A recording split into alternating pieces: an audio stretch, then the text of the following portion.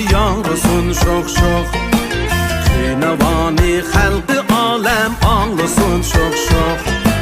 Hemme adem üzeni hoş eylesin şok şok.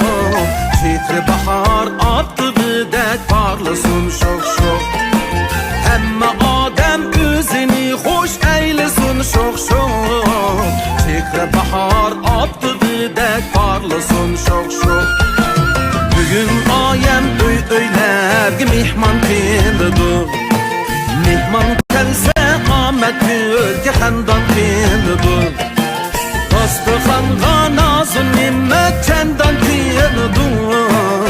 Ayem bilen küngüller şad yayrısın şok şok. Yanrısın şok şok, o yayrısın şok şok. Ehli ayem kürüp kürüp anmasın şok şok.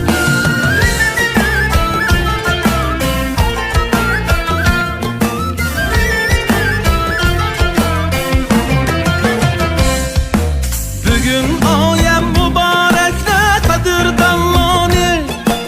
Kerindaşni hakem saye dost yarallani.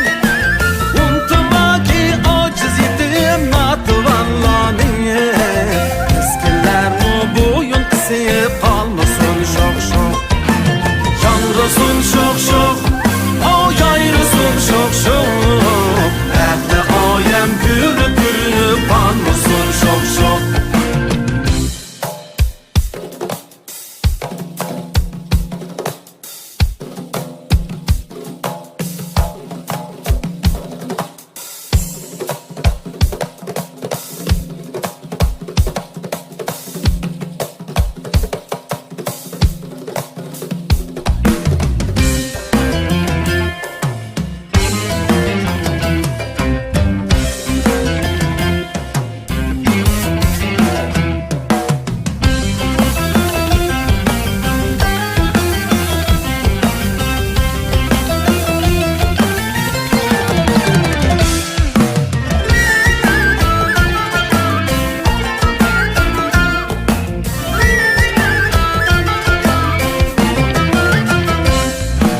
Bugün ayem mürüvvette mihnette ötkey.